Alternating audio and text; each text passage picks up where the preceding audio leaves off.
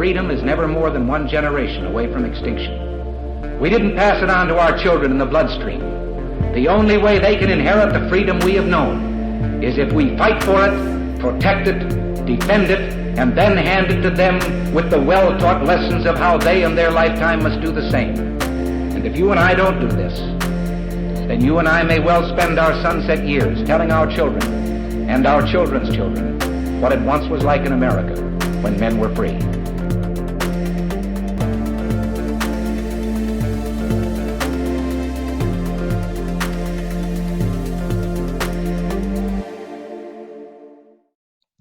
Hey everybody, welcome to another episode of Gun Freedom Radio, where we engage, we educate, and we inform. I am one of your hosts, Cheryl Todd. And I'm the other guy, Dan Todd. We're doing a series called Ameri-CAN, talking about the can-do spirit that is part of our American DNA. Absolutely. We have been hearing so much lately about all the things that we can't do and all the places that we can't go, but we're interviewing some experts in their particular fields about all the ways that we still can learn and grow, train and connect and expand our freedoms in ways maybe we haven't even thought about before. And even though we're having some camera issues for those of you watching on video and we can't see Alan Gottlieb's handsome face, he is our guest today. Alan is the founder of the Second Amendment Foundation, SAF, and the SAF is dedicated to promoting a better understanding about our constitutional heritage to privately own and possess firearms. Alan is also the author or co-author of numerous books, including Things You Can Do to Defend Your Gun Rights and Assault on Weapons, the Campaign to Eliminate Your Guns. Welcome to the show, Alan. Good to be with both of you. Thank you.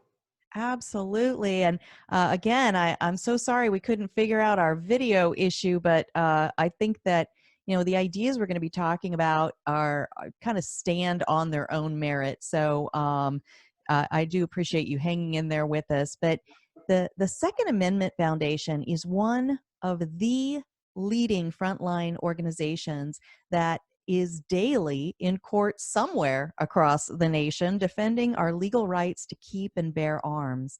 You have been busier than ever during this COVID season, Alan, and we have seen governors and mayors and even city managers attempt to prevent citizens from owning guns and ammo.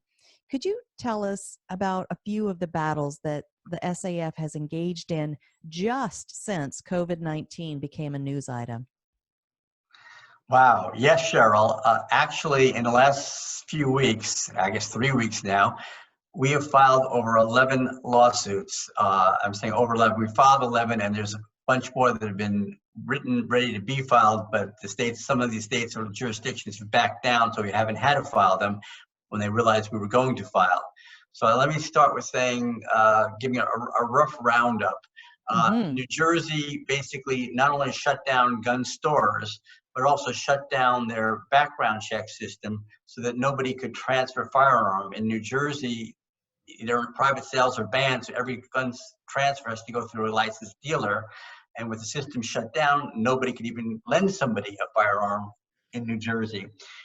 We filed suit, and New Jersey basically backed down. We're still in court because we want to judge a court order, so they can't change the law there. We don't trust them. But now the background check system is opened up, and gun stores can sell in New Jersey. In Delaware, we were ready to file. The state had a copy of our filing, and at the last minute reversed themselves and allowed gun stores to be opened. In Wake County in North Carolina, the sheriff there decided to close gun stores under emergency order, as well as stop issuing permits for concealed carry. We filed suit there, and he's temporarily complying with opening up the gun stores and issuing permits to carry, but we're still in court because we want a court order so that he can't change it in the future. We have a similar case filed in New Mexico that this week we'll have oral arguments on. We also have one filed in Georgia And we had just had oral arguments this morning, actually, in the Georgia case. And the judge in the Georgia case was sort of saying that, well, gee whiz, the state's saying that they're not going to enforce the law. So if we won't issue a permit to carry, but if you get arrested for carrying, no one's going to arrest you. They're just going to not do anything. And so we said to the judge, you mean you're willing to accept the state saying that they pinky swear they won't arrest anybody for violating the law? And the judge says, well, I guess that's what the state's saying. And then we said to the judge, well, Your Honor, I mean, that doesn't make a lot of sense to encourage people to break the law. And the judge agreed at all arguments with us that it doesn't. And so I'm hoping that the judge rules our way in that case. We have two cases in California, one in Northern California, one in Southern California, that deal with both issuing of permits as well as closing down gun dealers so they can't sell firearms. And those have multiple jurisdictions, various different cities involved in each of those lawsuits. I think it's close to around 18 jurisdictions with both those two lawsuits that we're attacking. In Washington State, the governor put in an order saying that you couldn't open up gun stores.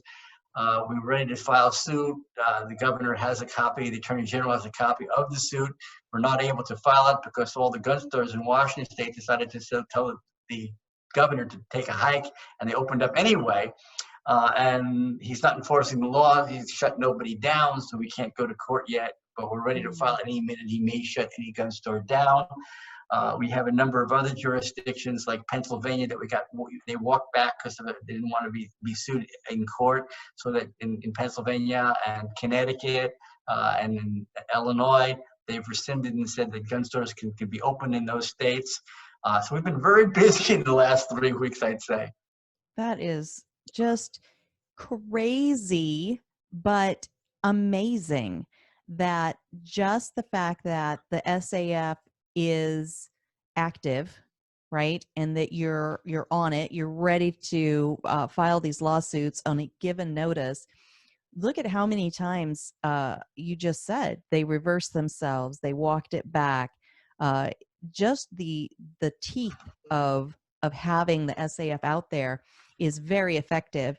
And I think that's a great metaphor just even for being somebody that owns, keeps and bears arms, is that sometimes just the ability to back things up with an or else makes all the difference. And you're proving that in the courts with these lawsuits. Alan, how can you possibly come up with resources to do this? Well, there's two different resource problems we have here. One, of course, is the money to fund it all. But the second was, in this particular kind of cases, if you already own a firearm, it's hard for us to go and argue that, you don't have a means to protect yourself in your home and this law affects you. So for plaintiffs, we've had to go out and find plaintiffs that don't own firearms, that want to buy one and now can't buy one. So it's been, for finding resources here, we couldn't rely on our core membership, so to speak, of people we already know who own firearms, because we need plaintiffs who didn't own firearms but wanted to buy one. So our resources have been stretched to the max, both in having staff try to find plaintiffs as well as funding this. And considering the fact that our office in Washington State has been closed down by the governor under the stay-at-home orders, we've been working from home to do this. It's been amazing. It's been 24/7 for the last 3 or 4 weeks. I'm amazed at what we've been able to accomplish. I think we've learned now under emergencies like this that we can still function, and sometimes function even better. Absolutely. That's just a reminder that for everyone that thinks that background checks are good for the public, just think about that. All it takes is for a background check system to go down and your rights are gone. Mm-hmm. You can't just walk into a store and buy a gun. If they're so strong about background checks, they should say, if we can't fulfill a background check, then you have the rights to sell the gun to somebody. That would fix that system up really quick, wouldn't it? That's actually, in some of our court cases, we've actually asked the judges to make that ruling, that if the government can't, quote unquote, comply with the law themselves, then we shouldn't have to do it either. And so we've actually asked that as a remedy to some of the courts in these cases. And again, I'm just so thankful. And, getting back to that resource thing is that the SAF is a donation-based entity, right? Yes, and also right now, like it or not, we're faced with the problem that because of the virus, a lot of people have lost their jobs or unemployed. We have an awful lot of, blue collar supporters. I mean, our average donation is under $20. And so a lot of people are not able to, donate right now, or they can't get out of their house to get to a mailbox to put a check in the mail. And so, funding has been a little tough for the last 3 or 4 weeks as well. But I'm hoping when everybody sees what we're doing out there and how important what we're doing is, that somehow we'll be able to make it through this and we'll raise the funds to pay all the attorneys. It would be nice to see if some of the industry leaders like the Smith & Wessons and the Rugers and the others would understand the needs here and contribute. Have they been doing that? Well, they've been patting us on the back and thanking us for what we're doing, but we haven't seen any donations yet. I hope that some of them will come through, because quite frankly, the biggest beneficiary of our lawsuits has probably been the firearms industry, because we're keeping their supply chain open so they can sell. And as you're all aware, in the last month, sales have been at record numbers. And a lot of those people have been first-time new buyers who didn't own a firearm before, who now also, by the way, have discovered the fact that these waiting periods that they were told about far exceed what they thought, and they're having a hard time from when they buy the gun to be able to pick it up, and then the stores get closed and they can't pick it up. And so when they were told that it was easier to buy a gun than a cheeseburger, they're now finding out that's not the case. Well, and I think it's sad that people are having to find out the way that they are when they personally feel that, that need, that, maybe the store's going to get shut down, so I better get the tool today, or, whatever their case may be. But I think that we are having a lot of hearts and minds being changed because of it has really hit home for a lot of people that never even thought that they would be in a position to want to own this kind of tool before. Right. I would like to just remind Smith & Wesson, Ruger, and all the gun manufacturers that if it wasn't for the SAF, New Jersey, Delaware, North Carolina, New Mexico, Georgia, California, Washington, PA, Connecticut, and Illinois would not be able to sell your product. So I also, by the way, I forgot to mention Massachusetts, so we have a suit there too. Right. So you can add Massachusetts to the list as well. Well, for sure. And so what would you say then, Alan, to the millions of brand new first-time gun owners who have made that important decision to purchase this tool, the firearm, that you work so hard to help them to continually legally own? How can they, this is a whole different world for a lot of people, even thinking about this document that I'm holding in my hand, this big, huge, thick 45-page thing that is our foundational document, the Constitution and the Bill of Rights. How do we welcome them in and help them understand the importance of a group like the Second Amendment Foundation and the work you do? What is like an olive branch or a bridge that we can use? Well, of course, finding the new first-time gun buyers who are not on any of our mailing lists, so to speak, or or easy for us to assess is a little difficult. However, a lot of them have been reached out and to contact us, and they're recognizing now that when they tried to buy the firearm, it wasn't so easy, and there are people out there that really are putting roadblocks up for firearms ownership, so they don't have the means to protect themselves. That they need to be involved. So we're trying to reach them, and I'm hoping these first-time gun buyers understand the fact that their rights are under assault, and now they've sort of seen it a little bit, and they have a reason to stay active. Now that they bought the gun, they have to protect their right to keep it. Absolutely. The Constitution is, like I said, it's all of 45 pages. It's a very easy to digest document, but I think some people feel like it's too beyond them. Like maybe they don't understand the language, maybe there's a lot of these and thous and that sort of thing in there. But is there a good handy dandy Constitution 101 or anything like that you could point folks to so that they can better start understanding and appreciating that a lot of these laws that have been written in, they might have been well-meaning when they were written in, but if more people understood this document, those things would have never even seen the light of day to even get to be written down as a law and then passed as a law. Well, everything you just said is absolutely true. What concerns me most is when judges can't read the Constitution and understand what it says. And unfortunately, we have that in a lot of the courtrooms that fight our battles in, because we have judges that care about rule by man, not rule by law, and they don't like guns, they hate the Second Amendment, and they just rule against us on ridiculous grounds that have nothing to do with our Constitution or the Heller or McDonald decisions from the U.S. Supreme Court. And so that's where the real problem is the stupid intellectuals sometimes out there that don't want to look at what the Constitution really says. I want to make it the law as they go on. Absolutely. So we need to send a pocket constitution to every single one of the judges at every single level in every district. I think that might be a start. Doesn't mean they're going to open it and read it, but it's pretty amazing to me. Yeah, well, Cheryl, I mean, one of our problems is we have a lot of biased judges against gun ownership on the courts. They've been put on there by, presidents like Obama and Clinton.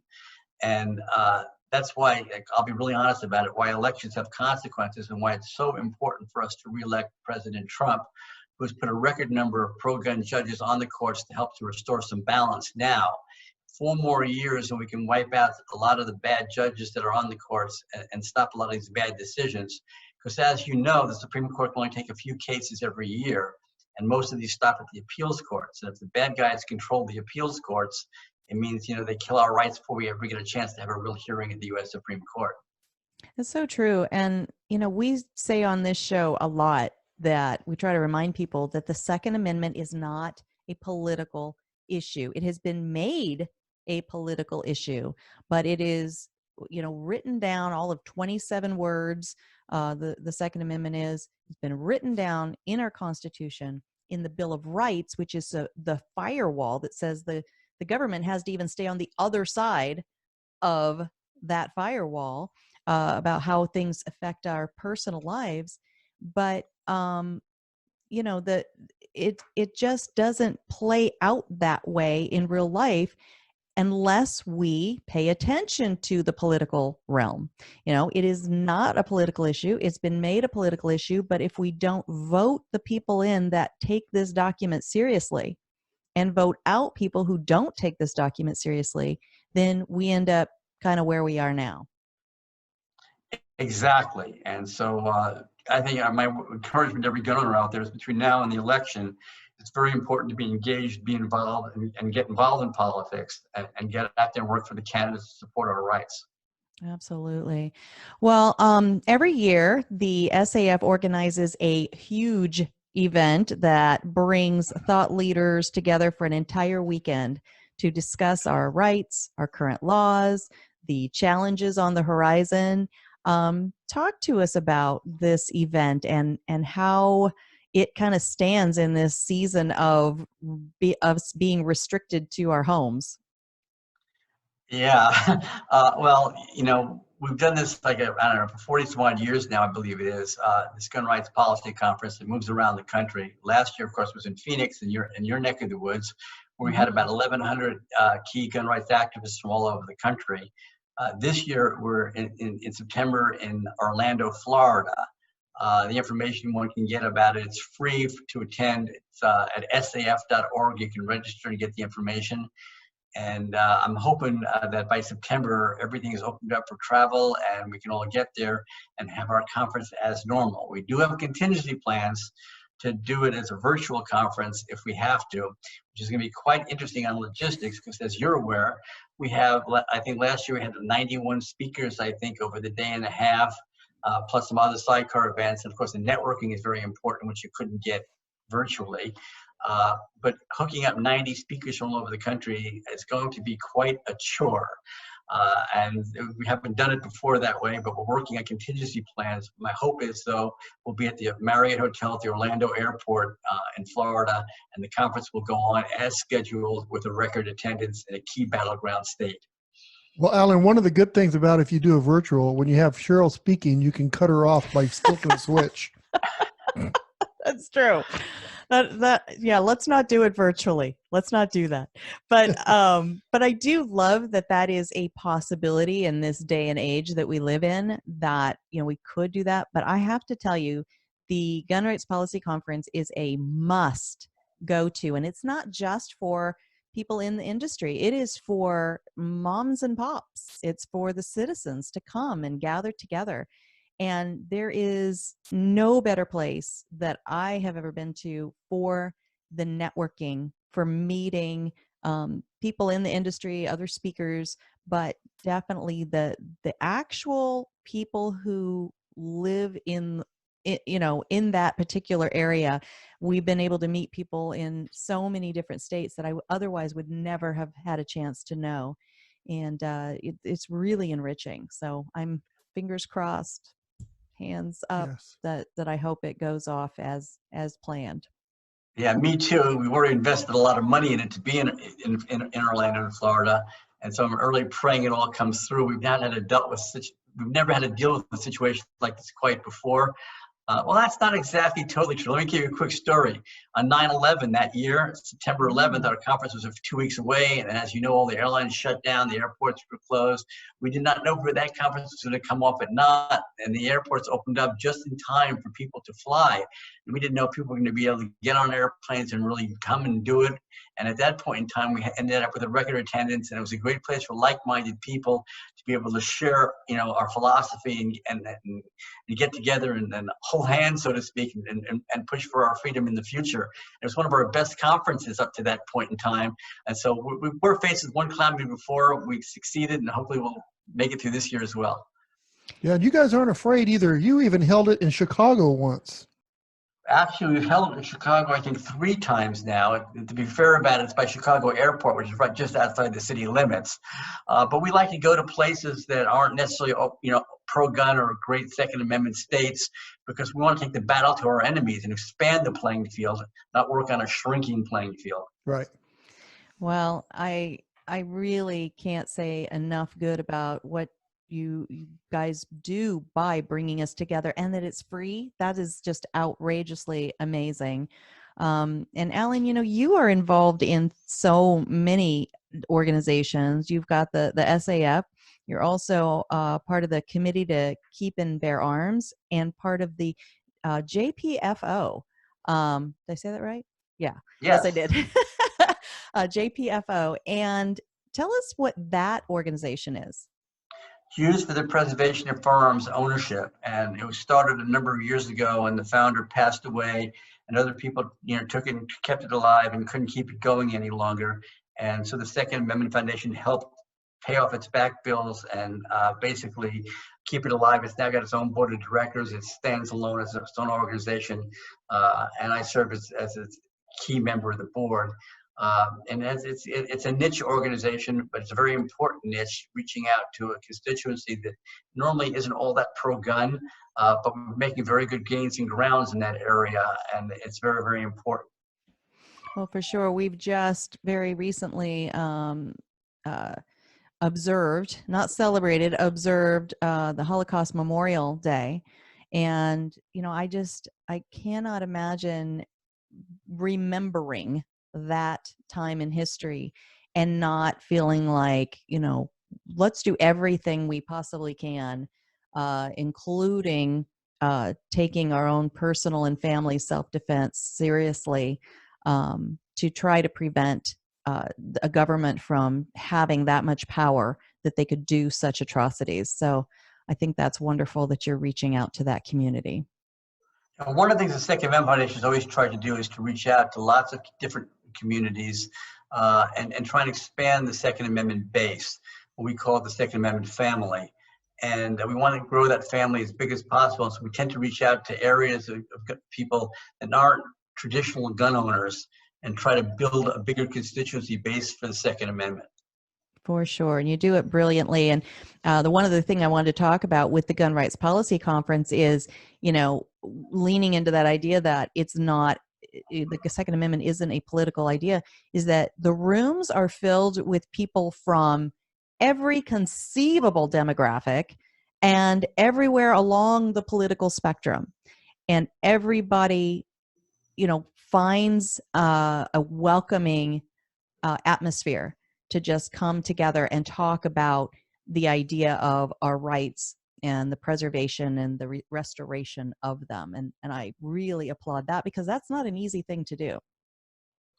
No, it's not so easy sometimes to bring people of all kinds of different views on all kinds of other issues, all together. But we're all about the Second Amendment and protecting the right to keep and bear arms, and we put our emphasis into that. And we want to have people from different divergent views, backgrounds, as participants and as supporters of the Second Amendment, because that's what ensures our Second Amendment is going to live forever. Absolutely. All right. Well, just as we go out, could you just tell folks how they can find out more about the work the Second Amendment Foundation does, how they could possibly donate or volunteer, if that's even an option, and how they can follow all the wonderful work that you do? Well, the easiest way is to go online to our website at saf.org. And all these court cases are listed there. All our activities are listed there. One can join and donate online there, get information about all kinds of Second Amendment issues, and there's links from there to lots of other places. So it's a very important website for gun owners to go to. And of course, we welcome people's involvement, both on a volunteer basis or supporting us financially to make all these happen. And even if it's only $1, you get on our list and get our information and get our email blasts so that you know what's going on in your area and across the country. And it's really important to share that information. Absolutely. Well, thank you again so much for taking all this time to be with us and talk to us about your passion, your work, and all of the excellent, I'm going to say results. Even the court cases you don't have to push forward, you're still getting results for those. And so thank you so much for taking a time away from that to talk with us today. My pleasure, and thanks for helping me get the word out. I really appreciate it. You know it. Thank you. Alan Gottlieb of the Alan. Second Amendment Foundation. Bye-bye now. All right. Holy moly. What a list. And that is in what did he say? The last 3 weeks? Yeah, just since the Corona thing happened. People don't realize, the fact that they can just stop us from owning guns, buying guns. Mm-hmm. I know. As simple as, because in our shop, there's probably once or twice a week that we have an outage with the NICS check. Mm-hmm. So unless you have a concealed carry permit, you can't buy a gun. So the NICS check is the background check.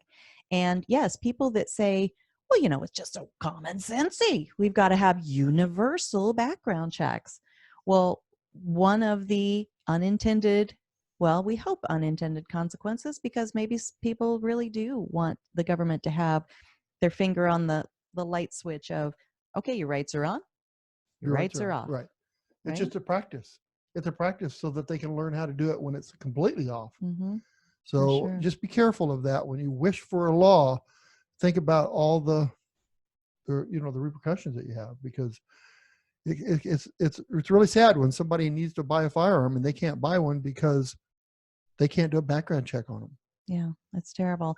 And interesting to see the reaction and watch the faces of people who have come into our shop, AZ Firearms, who, if the background check system is either down or they're so bogged down that we're getting delays, for them to be told, okay, I know every other thing in your life that you purchase, you get to just, okay, thank you, I'm going home with the thing that I gave you money for.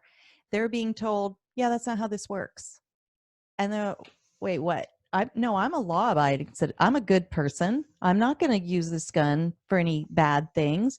I'm sorry, ma'am. I'm sorry, sir. We still can't do it because somebody somewhere voted in a set of regulations, not even necessarily laws, in some cases, right? But regulations that say, nope, I'm sorry, you cannot go home with that thing, even though you are a full-grown, responsible adult person who is law-abiding. Right. And you think about that. So you want to wake up today and you go, I'm going to go buy me a firearm today. And you live in Mesa or Tempe and you drive all the way out to Avondale, which is about a 30 or 40 mile drive. And, it could be an hour and a half drive. And you get there and you find the gun of your dreams. The price is reasonable and you put money down to buy it. And they tell you, oh, I'm sorry, you're going to have to come back because you're not approved. And it could take 3-4 days to get approved. And then guess what? You got to go home. You got to wait 3 or 4 days, and then you got to come all the way back to buy the gun. Now, some states would call it a spoiled, because in California they have a mandatory 5-day waiting period. Mm-hmm. At least as far as I know they do. So with the DOJ. Mm-hmm. So you buy a gun, it takes 5 days before you can pick up the gun. But we're adults in Arizona. We're responsible adults. Yeah. We don't need mommy and daddy to tell us when we can and we can't buy a firearm. So when you do break that rule, mm-hmm. and we have to wait, mm-hmm. it's not fun. No, it's not fun. And then when you talk about California or wherever, if they have a mandatory waiting period between the day you purchase the gun to the day you you're allowed to go home with it. Love that word, allowed. What if something like this that's never happened before, this COVID-19 thing, the stores are told, no, you have to close. Right. Well, now that 5-day waiting period turns into months, maybe. Right. And what about maybe there's a riot in your neighborhood or something, and you just decide, I need to protect myself mm-hmm. because I'm afraid to go outside right now. And I know the police aren't here. Mm-hmm. They're over there fighting the line. Mm-hmm. So I want to go buy a gun. And you're told, oh, I'm sorry, sir, you cannot protect your family. It's terrible. You can't Absolutely protect them. Terrible. And our founding fathers dang well knew all of that when they specifically wrote those 27 words. I looked through this today just to remind me there was nothing about coronavirus in here. And there's nothing that says, if something happens, then this is no good anymore. There's nothing in this book that says, if somebody says that we have a national emergency, this doesn't exist. You're right. But yet we're doing it. Politicians are doing it, and they're being tested. And when people like Alan Gottlieb say, hold on a second, we're going to bring up a lawsuit against you, and they back off, well, they didn't expect that coming. And so we just need to be ready. Absolutely. Love it. All right. Well, thank you. Thank you to all of our listeners out there who take these conversations around their dining room table into their carpool when you get to have a carpool again. On those phone conversations, on your Zoom video conferences that you're having. Thank you for taking the time to consider something new in your life and really, taking our founding documents seriously enough to spend the time with us, where we are talking to experts who are imparting something to us to challenge our previous thinking or our previous behavior. I absolutely value that so much, and thank you. And thank you to Alan Gottlieb for spending the time with us today. I mean, in 3 weeks, he's got 11 lawsuits. The dude's busy. Oh, yeah. And he spent all this time chatting with us. I value that so much. And until next time, pray for this nation. If ever we needed prayer all across the land, it is now. Pray for our leaders. All of them? All of them. Dan. Well, I took a pause here because there's a difference between a leader and a ruler. There's absolutely okay. A And so where I get clouded ruler. is that I know there's some leaders out there that are rulers by their choice. Mm-hmm. And so when you say pray for our leaders, I get confused because it sounds like you're wanting me to pray for our rulers. So, and I understand we're supposed to pray, but my prayers are precious. I mean, you want them to do good and you want, everything to go right, but there's some evil people out there who need our prayer. I guess so. But another thing. Yes. You said carpooling. Yes. And I got to think about that. I got 2 grandbabies. I got a truck. I get some plastic and I make a truck pool.